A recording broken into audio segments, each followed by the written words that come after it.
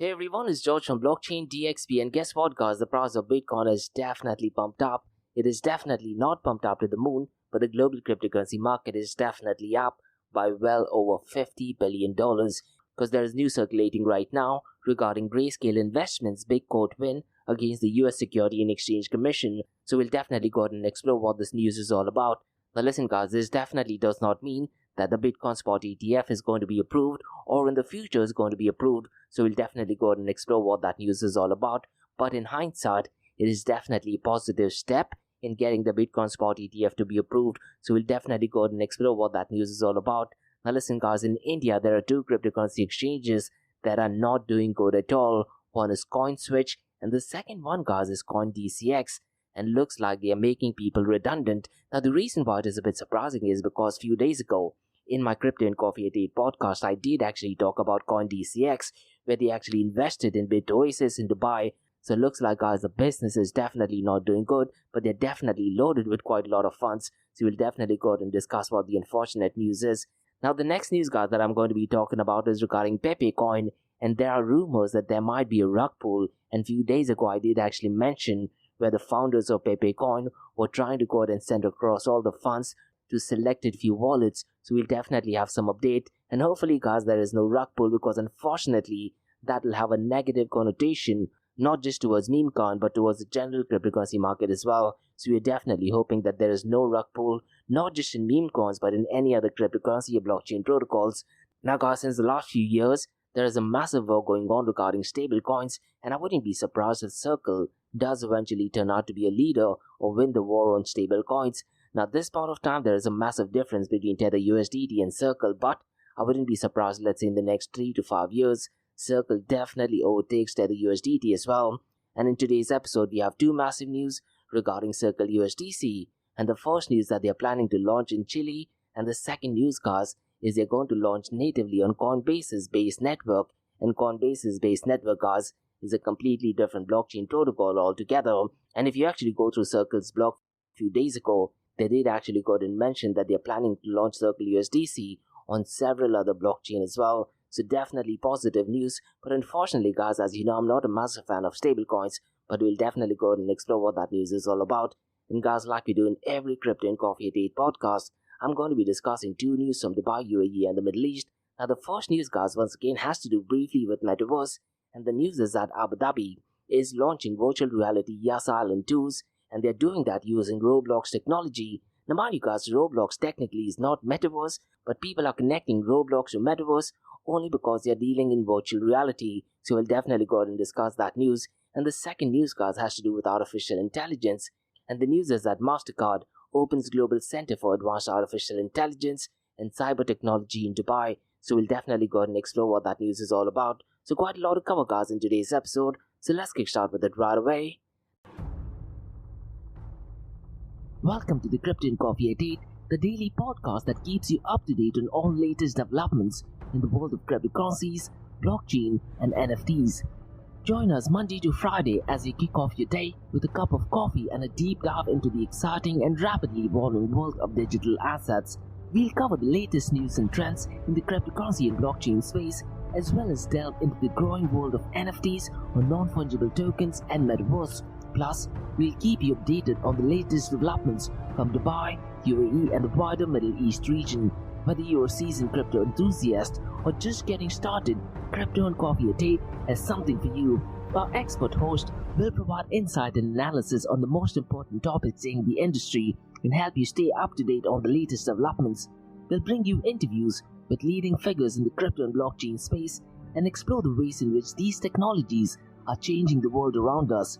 From the impact on traditional financial systems to the potential for revolutionizing industries and transforming societies, we'll cover it all on Crypto and Coffee at 8. So tune in and join us for a daily dose of Crypto and Coffee at 8, and let's stay ahead of the curve together. We'll start your day off right with the most important news and insights from the world of cryptocurrency, blockchain and the Metaverse, and help you navigate this exciting and rapidly evolving landscape. In Crypto and Coffee at 8, the daily podcast covers the latest developments in the world of cryptocurrency, blockchain and the Metaverse.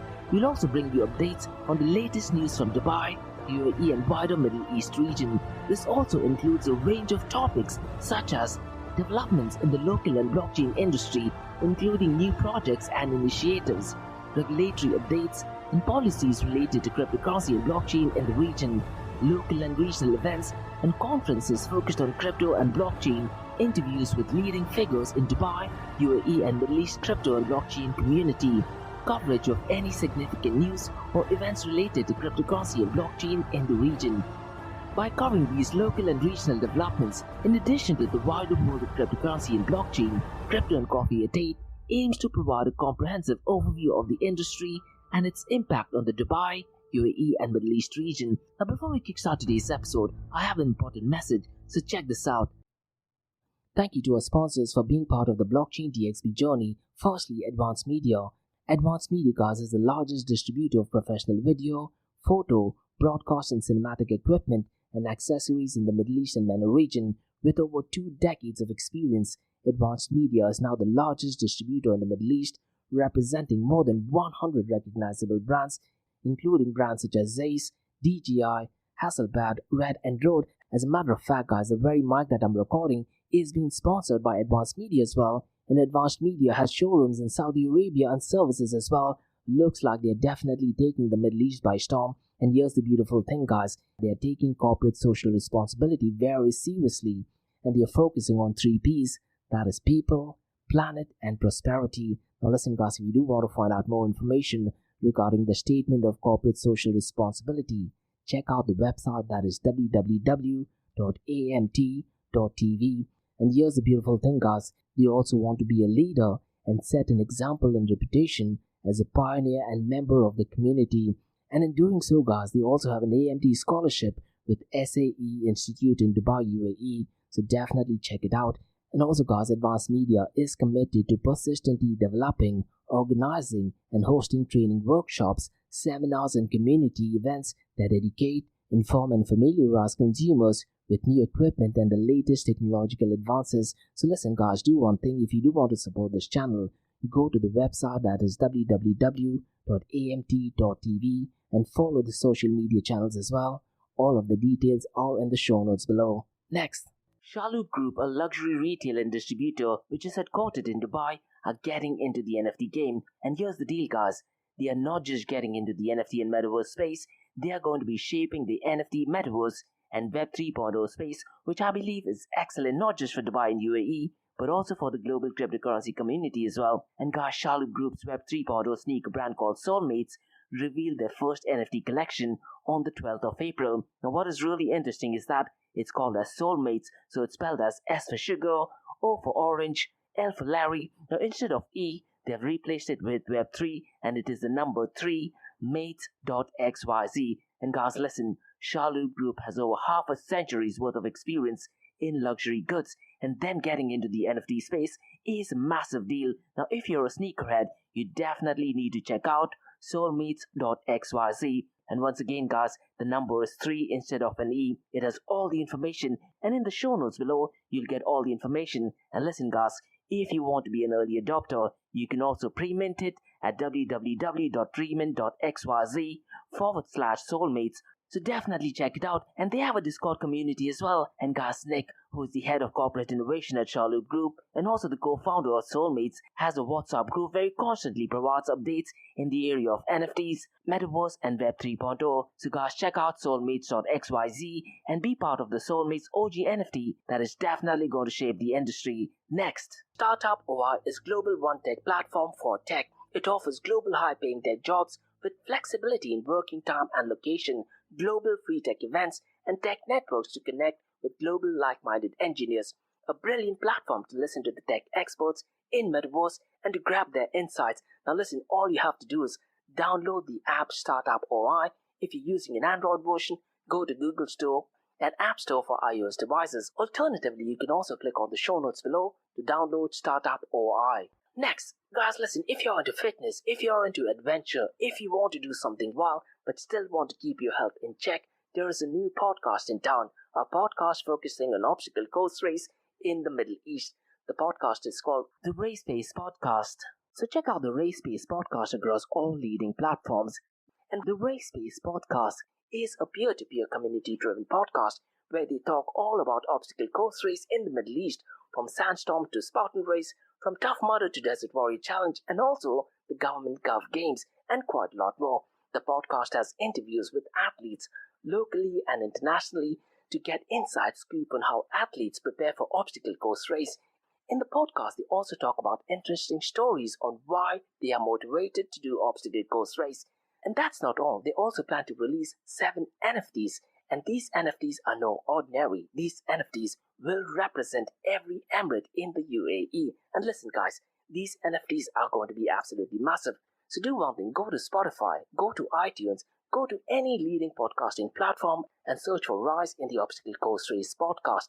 And finally guys, not your keys, not your crypto. If you have dabbled with cryptocurrencies and now are seriously getting to protect your cryptocurrencies, there is no better way to protect it by using a hardware wallet. And this is where Ledger Wallet kicks in. And Ledger Wallets are hardware cryptocurrency wallets made by Ledger, a company headquartered in Paris, France. And Ledger's hardware wallets are multi-currency wallets that are used to store private keys for cryptocurrencies offline. And Ledger offers 2 hardware wallets, the Ledger Nano and Ledger Nano X wallets. They are world-class experts with extensive crypto security backgrounds. They continuously look for vulnerabilities in Ledger products in a constant effort to improve the level of security. Now, in today's world, securing these digital assets is a critical challenge, and this is where Ledger kicks in. So click the link below to buy your hardware wallet and support this podcast. It is a brilliant way to support this podcast. So what are you waiting for? The link is in the show notes below. Now guys, since you've taken care of that, let's kickstart by looking at the global cryptocurrency market. Now since the last 24 hours guys, the global cryptocurrency market is up by $50 billion. And fortunately or unfortunately not guys, the impact on news such as Grayscale can have a positive impact as well as a negative impact on the price of Bitcoin and cryptocurrencies. And if you look at the 24-hour trading volume of Bitcoin, it is more than doubled. As a matter of fact, it is almost 3 times of what it is since the last 24 hours. So we'll definitely go and look at that. Now as of today, 30th of August guys, the global cryptocurrency market has shot up to $1.10 trillion, and since the last 24 hours it is up by 5.09%. But listen to this guys, the total cryptocurrency market volume over the last 24 hours is up by 114.65%. But if you look at it in terms of dollar value guys, it is only at $51.09 billion. That is still ridiculously low because in 2020 and 2021, on an average given day, the total cryptocurrency market volume used to hover somewhere between the $60 to $90 billion. On some good days, the average volume was hovering around $100 to $120 billion. Now, if you were to compare it with those years, the volume is still ridiculously low, but in 2023, it is definitely looking good. Now, if you look at the volume of DeFi, guys, it is unfortunately still low, and the volume is only $2.73 billion. And to be honest, the total value locked is not much impacted as well. It is down to $39.11 billion. So it looks like, since the last 24 hours, people are focusing more on Bitcoin and Ethereum. And to be honest, that does make quite a lot of sense because the news is surrounding Bitcoin Spot ETF, isn't it? Now, if you look at the total value locked in DeFi, Lido is still dominating, and as of today, $14.85 billion is locked in its protocol, and decentralized exchange to centralized exchange dominance, guys, has shot up to 15.84%. So it looks like, since the last 24 hours, people are definitely buying a lot of Bitcoin, or they are converting or swapping some of the tokens or cryptocurrencies to Bitcoin because the 24-hour trading volume of Bitcoin is almost 3 times of what it was since yesterday. Now, unfortunately, guys, as of today, DeFi is accounting for only 5.26% of the total crypto market 24-hour volume. Now, let me quickly run through the 24-hour volume of DeFi protocol because Uniswap's volume has definitely doubled since the last 24 hours, and as of now, it is at $723.45 million. PancakeSwap's volume is $215.86 million. SpookySwap, which I'm seeing it for the second time today, its volume is $133.71 million.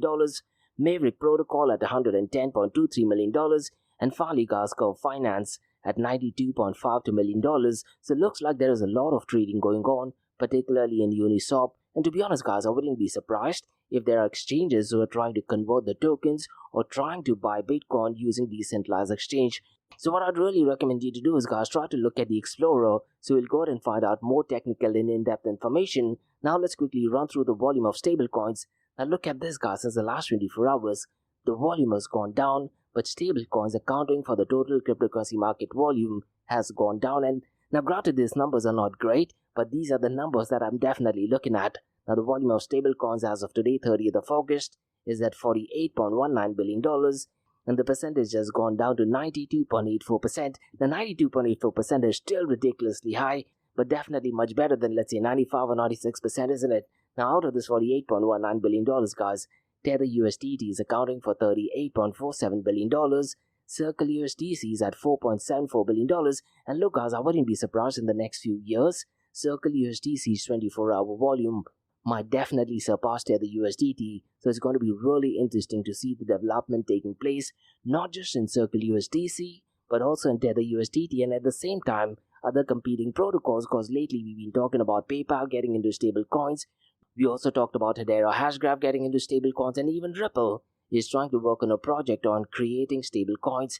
Now, that thing being said, guys, since the last 24 hours, Binance BUSD's market cap has definitely crossed the $1 billion mark, and as of today, it is at $1.35 billion. Now, just a reminder, guys, just last year, Binance BUSD's market cap was almost double or 3 times of Circle USDC's volume. Unfortunately, because of SEC going aggressively after Binance and CZ, Binance BUSD's market cap has gone down, and even the 24-hour volume has gone down. Now, guys, let's quickly run through the market cap, 24-hour trading volume and dominance between Bitcoin and Ethereum. And yesterday, guys, I was actually talking if there is a possibility of the market cap of Bitcoin to go below the $500 billion mark, because yesterday I believe the market cap of Bitcoin was roughly around $505 billion.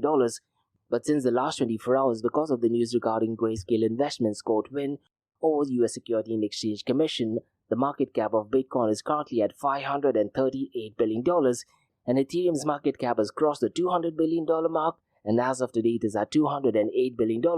Now, the biggest metric, guys, what I'd really recommend you to look at is the 24-hour trading volume, because Bitcoin's 24-hour trading volume as of today is at $28.8 billion, which just means one thing, guys, that people are buying a lot of the Bitcoin, and that is definitely a positive matrix, isn't it?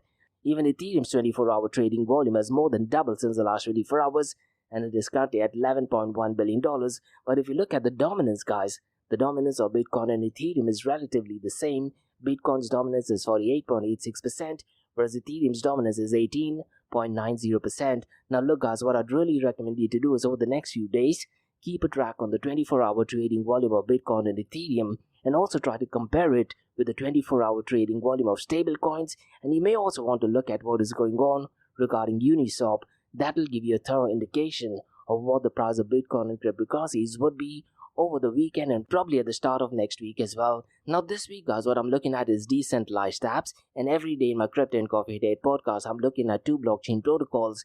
And in today's episode, we'll be looking at decentralized apps on a protocol called as EOS, which at one point of time was notoriously known to be the Ethereum killer, but looks like the project is almost dead. But we'll definitely go ahead and look at the top 3 decentralized apps. And the second one, guys, we'll look at Clayton, because one of my favorite YouTubers called as Crypto RS, he's definitely a massive fan of Clayton. So we'll definitely run through the top 3 decentralized apps. And mind you, guys, what I'm looking at is 2 matrix. That is the first one. I'm looking at it in terms of dollar amount. So I'm looking at the fiat value of incoming token transfers from unique active wallets to decentralized app smart contract over a period of time. And most likely that period of time is 24 hours. And then, guys, I'm going to be looking at the number of unique active wallets interacting or performing transactions with decentralized app smart contract over a period of time. Now, when we're looking at the second matrix, guys, the number would be ridiculously low. In certain cases, let's say 5 or 6. What that number essentially means is that these are the smart contract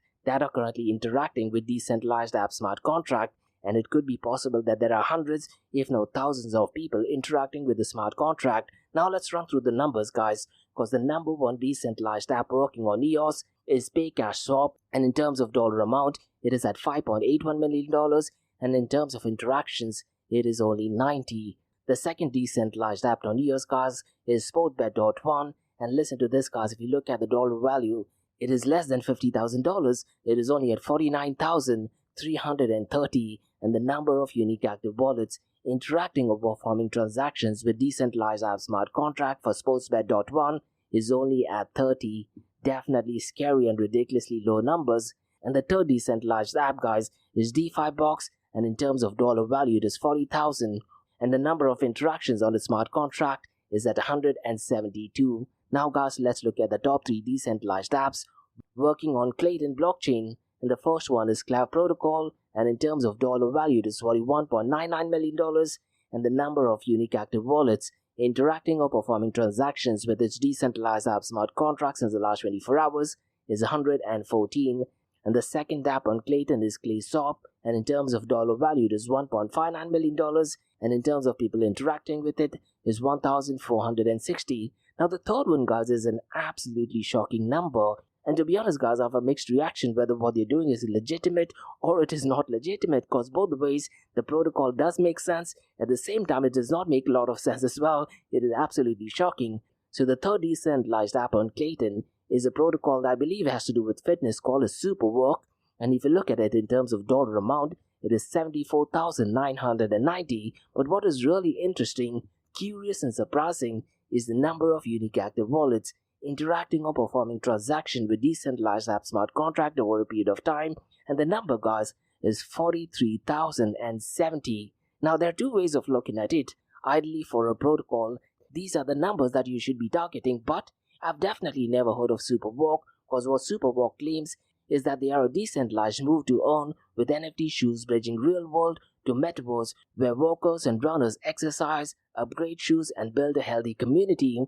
Now me personally, guys, I definitely enjoy running, and I make sure that I do running at least twice, even 3 times in certain days. So when you talk about these numbers, the numbers does make a lot of sense, but at the same time there is a massive question mark, because to be honest, guys, I haven't heard about this decentralized app.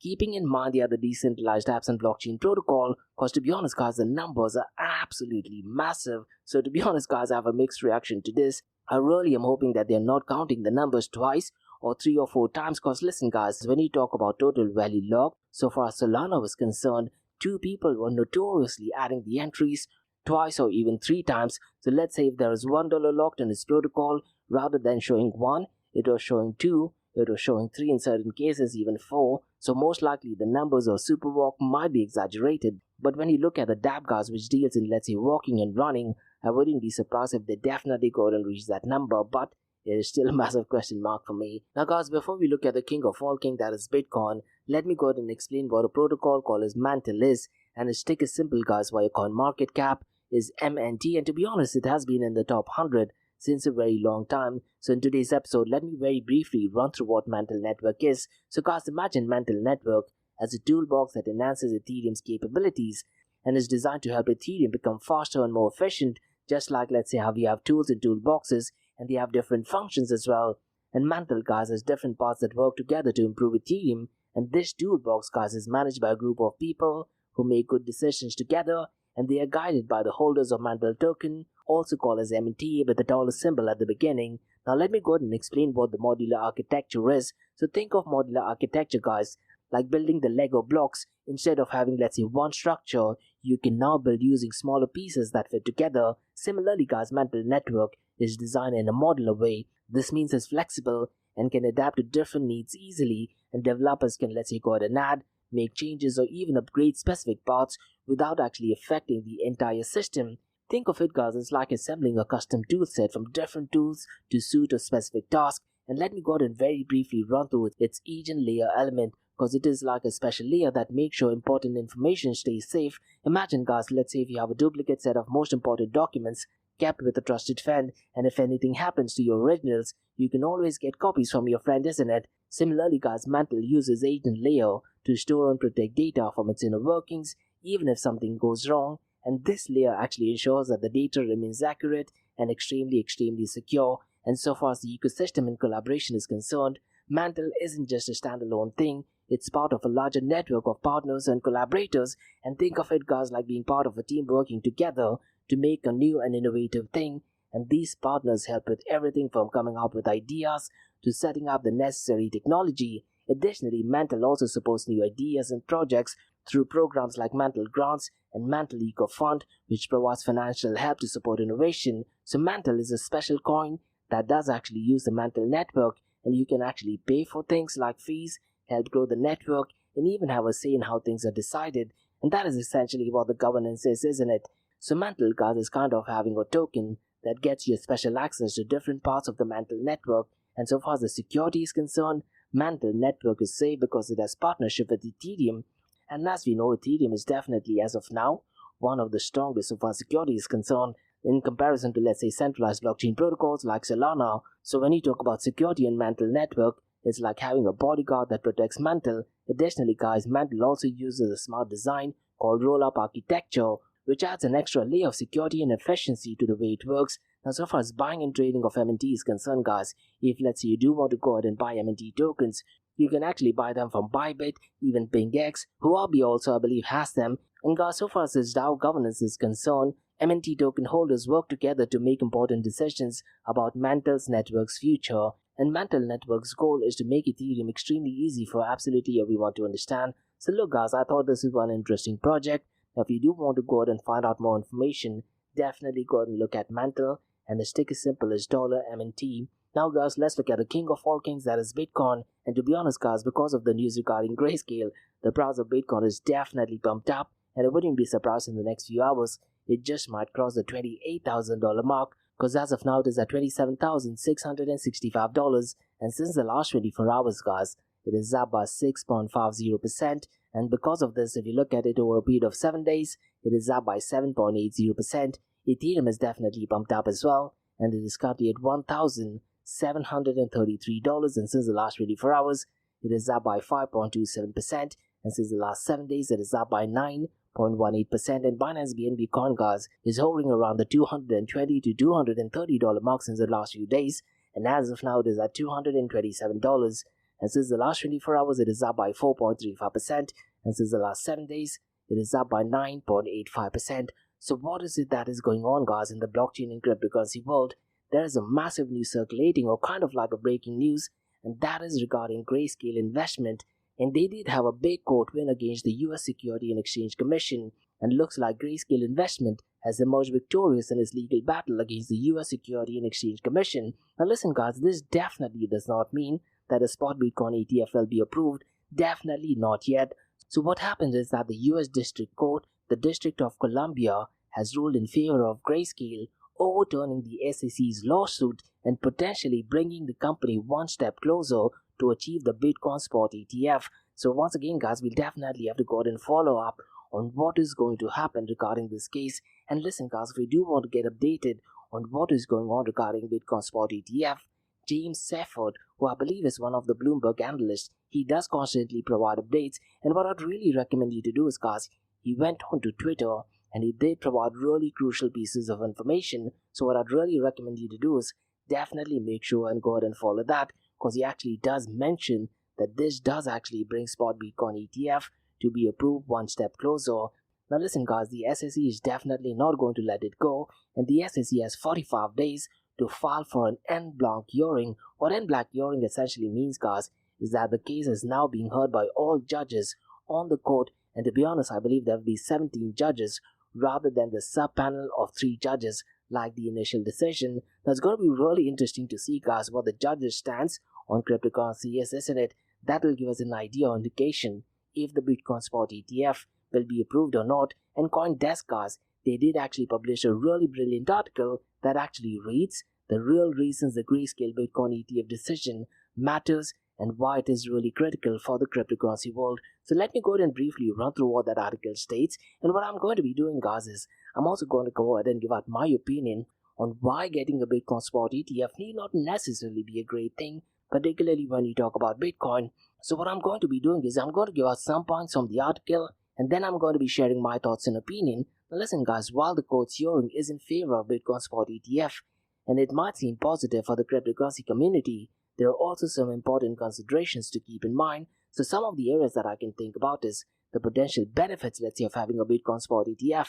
We can look at 3 areas, that is wider acceptability, we get regular clarity, and we also have reduced risk. So let me break it down. Now, when you talk about wider acceptability guys, a Bitcoin spot ETF would make it much more easier for mainstream investors to get exposure to Bitcoin, and this could actually lead to increased adoption and investment, potentially driving up the demand and the value of Bitcoin. And look guys, with Bitcoin halving coming up next year, this would mean that Bitcoin will definitely be heading towards the moon. Now so far as regulatory clarity is concerned guys, the approval of Bitcoin spot ETF could set a precedent for regulatory clarity in the cryptocurrency space, And if a traditional financial product like a spot Bitcoin ETF gets approved, it might get signaled that cryptocurrencies are becoming more accepted and regulated in the eyes of the government as well. And finally, guys, we can also think about reduced risk as one of the potential benefits of Bitcoin Spot ETF.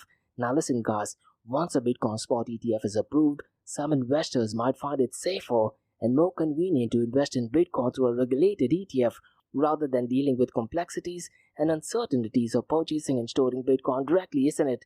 Now listen, guys, what I'd really recommend you to do is, a few weeks ago I did have an interview with James Butterfield, who I do believe is an expert in ETF, and we definitely got and discussed the possibility of a Bitcoin Spot ETF to be approved with a left-leaning Democratic administration.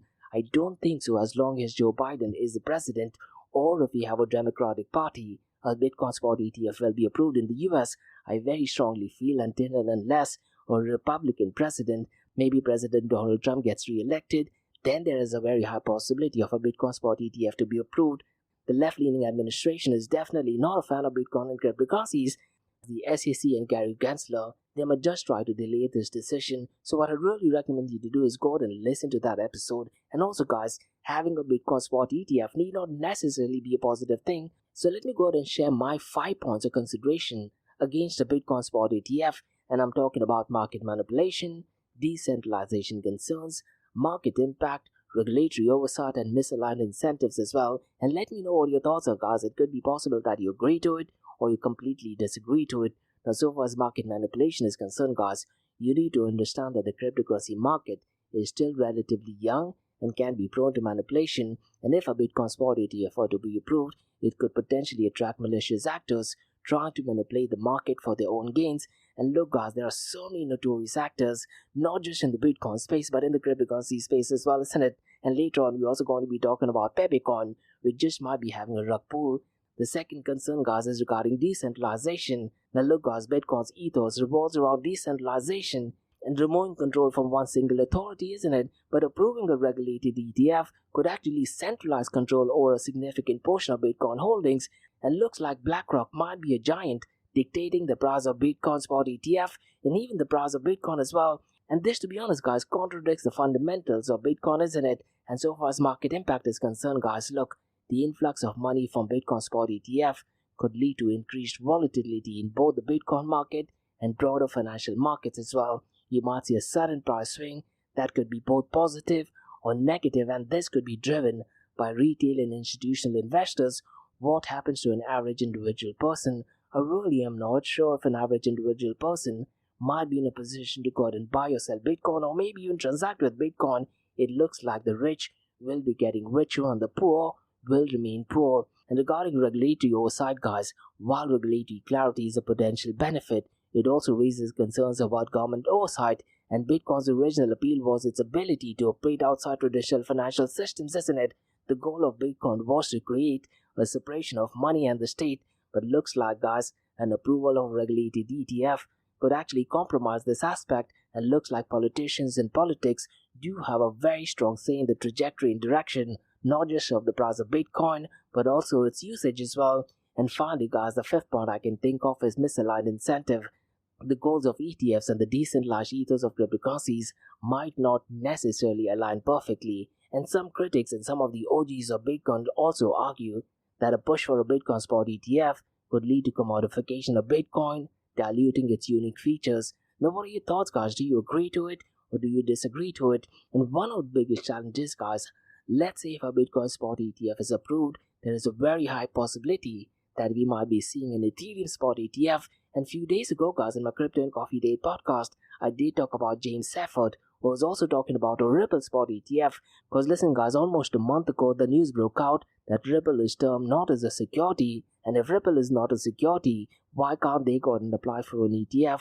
So it looks like the US Security and Exchange Commission will be definitely bombarded with a lot of ETF requests. So it's going to be really interesting to see how the left-leaning administration deals with news regarding Bitcoin Spot ETF and Future Spot ETF as well. Now, guys, let's discuss some unfortunate news all the way from India.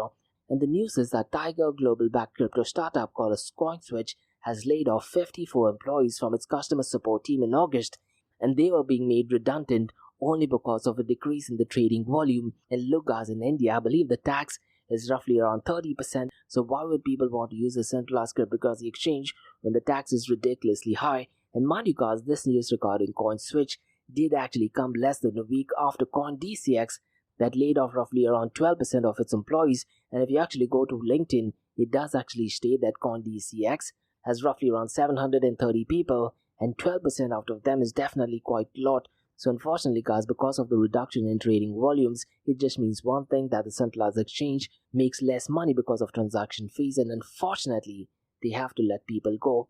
Now the news regarding CoinDCX, guys, to be honest, is a bit surprising, isn't it? Because a few days ago in my Crypto and Coffee Day podcast, I did actually mention where CoinDCX is actually helping out BitOasis. So it looks like they definitely have funds, but it looks like the business point of view, they are definitely not profitable. Now guys, let's discuss another unfortunate news, and this is regarding a possibility of a rug pull for Pepecoin. And a few days ago guys, we also talked about one of the influencers who did identify some of the notorious activity that is going on Pepecoin.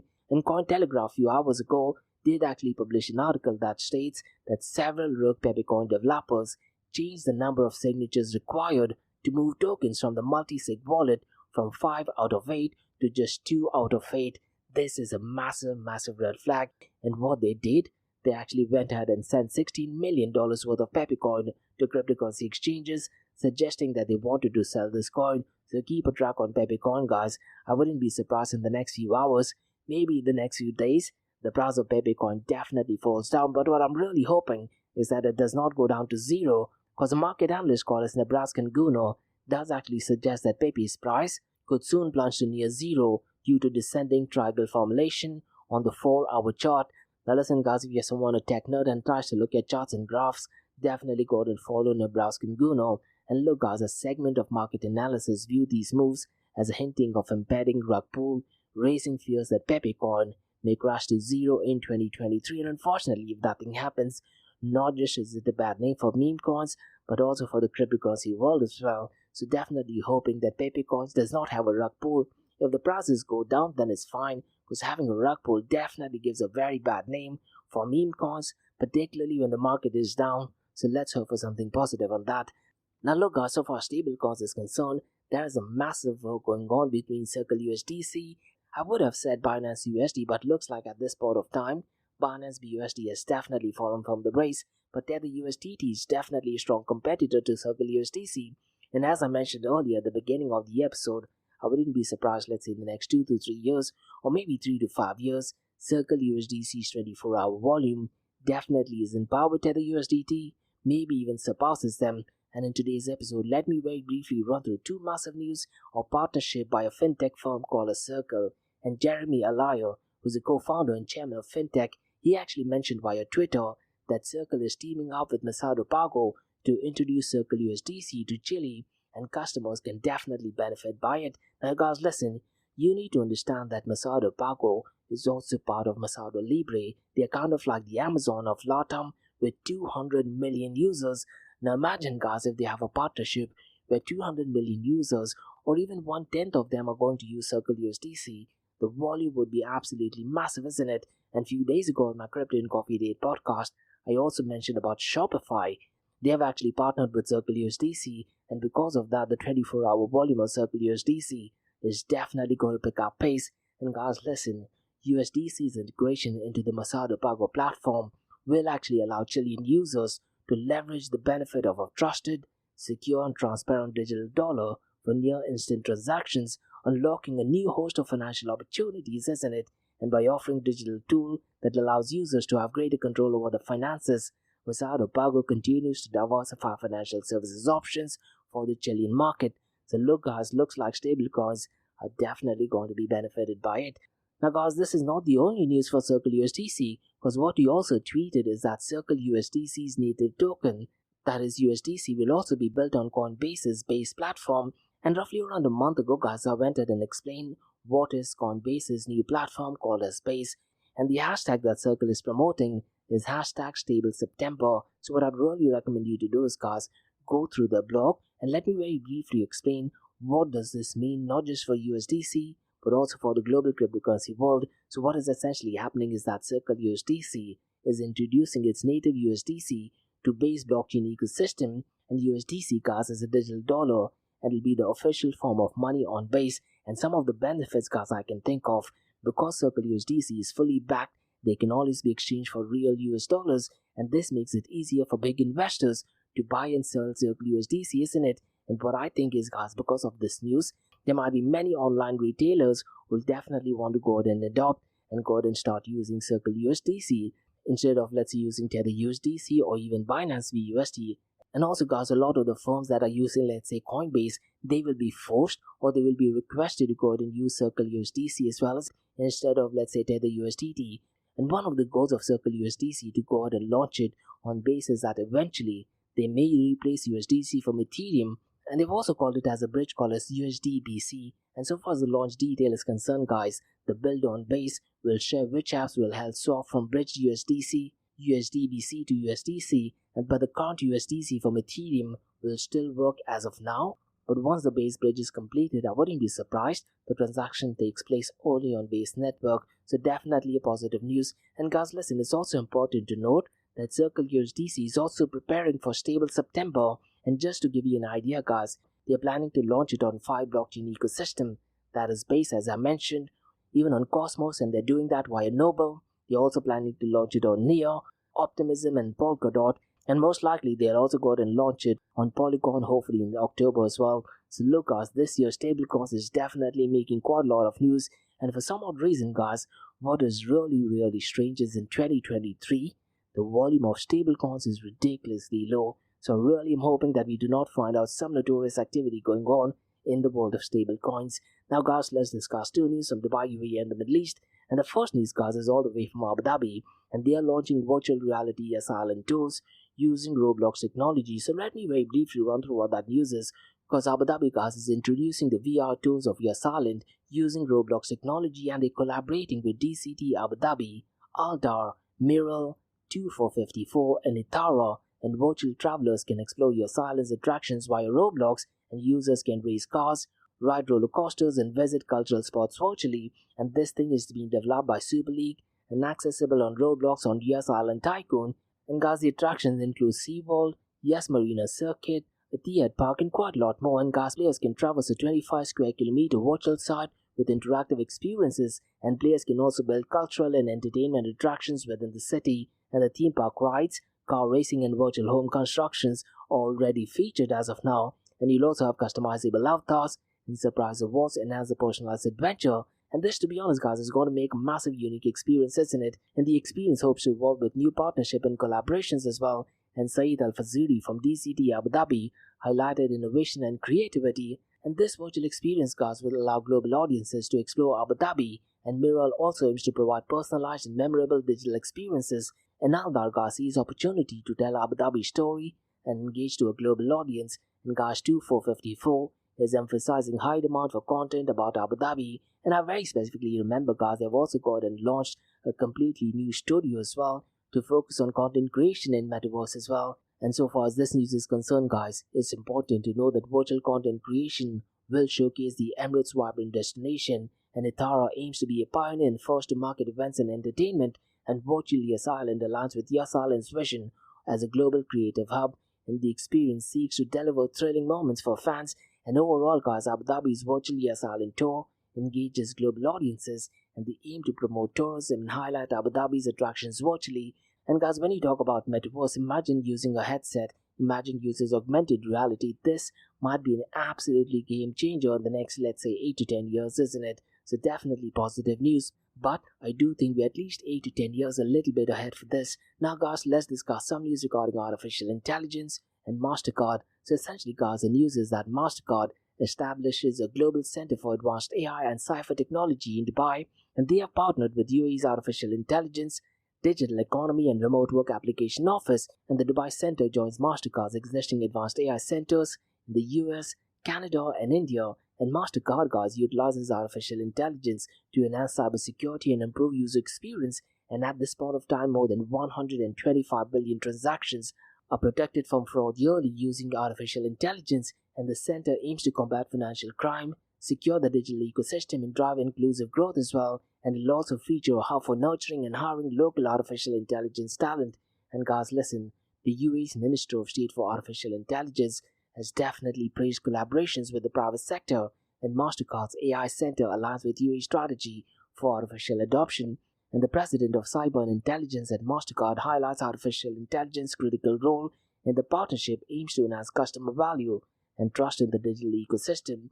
And the center now will support a new innovation hub in Dubai for digital transformation, and governments and businesses will collaborate on digital transformation efforts. And MasterCard has invested in UAE for over 35 years. And to be honest, guys, the UAE at this point of time is definitely recognized as a global leader in innovative emerging technology, and MasterCard's initiative supports the National Artificial Intelligence Strategy of 2031, and artificial intelligence addresses challenges like fraud reduction and increased financial access.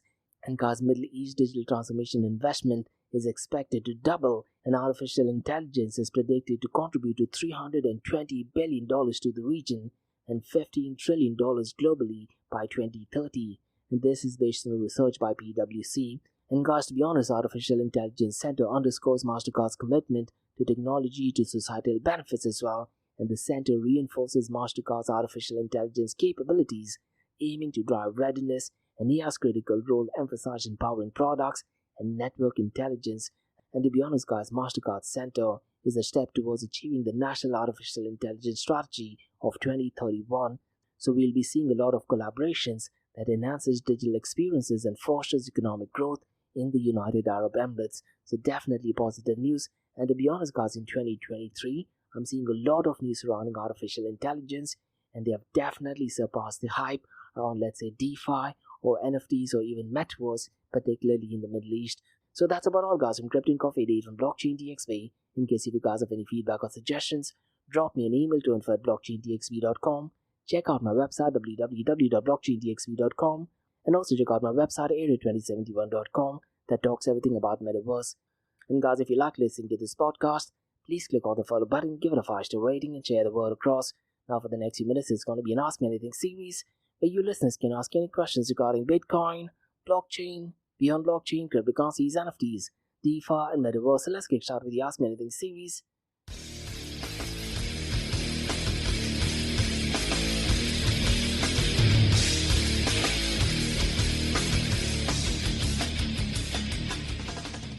Hey everyone, it's Josh from Blockchain DXB. You're listening to the Ask Me Anything series where your listeners can ask any questions regarding Bitcoin, blockchain, beyond blockchain, cryptocurrencies, NFTs, DeFi, and Metaverse. I have a question by Rajesh who asks, do you think once Bitcoin Spot ETF is approved, does it automatically guarantee that Ethereum ETF will be approved and other ETFs as well? Now, to be honest, Rajesh, this is such a brilliant question, and the answer to that is pretty simple.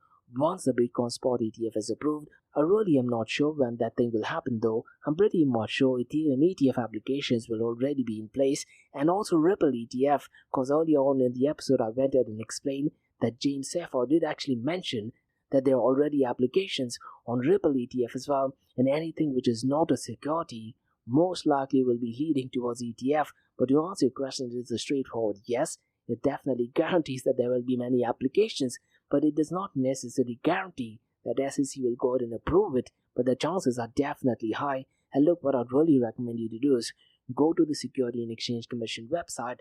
They do have a very detailed explanation on why they don't want to go ahead and approve Bitcoin Spot ETF.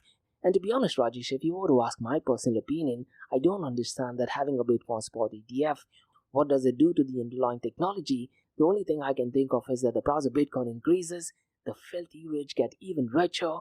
Unfortunately, the poor people still remain poor. So those are my thoughts. But to answer your question, yes, I wouldn't be surprised after a few years there is an Ethereum ETF. I wouldn't be surprised if there is a Ripple ETF. And who's to say there is also a possibility you might also have some NFTs turned into an ETF as well, because there is a very thin line between a security and, let's say, a utility, and it's a very gray area where NFTs go and fit in. But to answer your question, yes, most likely there is a possibility that Ethereum ETF, maybe even a Cardano ETF, maybe even a privacy coin ETF, everything will turn out to be a spot ETF. And it's so critical to understand that this time we're talking about a spot ETF, and that, to be honest, is a massive deal, and it eventually means that the price of Bitcoin will definitely be heading towards the moon. So those are my thoughts on that. And that's about all, guys, on the Ask Me Anything series from Blockchain DXB.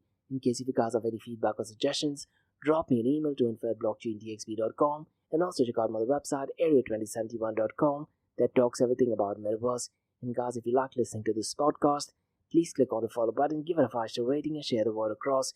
And guys, remember, Monday to Thursdays, 8 a.m. to 8:30 a.m. we have Crypto and Coffee Date, where we cover top news and information pertaining to Bitcoin, blockchain, beyond blockchain, cryptocurrencies, NFTs, DeFi, and Metaverse. And how the series of episodes in the Crypto and Coffee Date works is, we usually cover some top news and information pertaining to the price of cryptocurrencies, some major breaking news, occasionally short and sweet news as well, news that has an impact in the cryptocurrency world. The other two news and information is related to Dubai, UAE, and Middle East, and the world of Bitcoin, blockchain, beyond blockchain, cryptocurrencies, NFTs, DeFi, and Metaverse. And what you're listening to right now is the Ask Me Anything series, where you listeners can ask any questions regarding Bitcoin, blockchain, beyond blockchain, cryptocurrencies, NFTs, DeFi, and Metaverse. So thanks so much for listening, guys, and have a nice one. Bye-bye.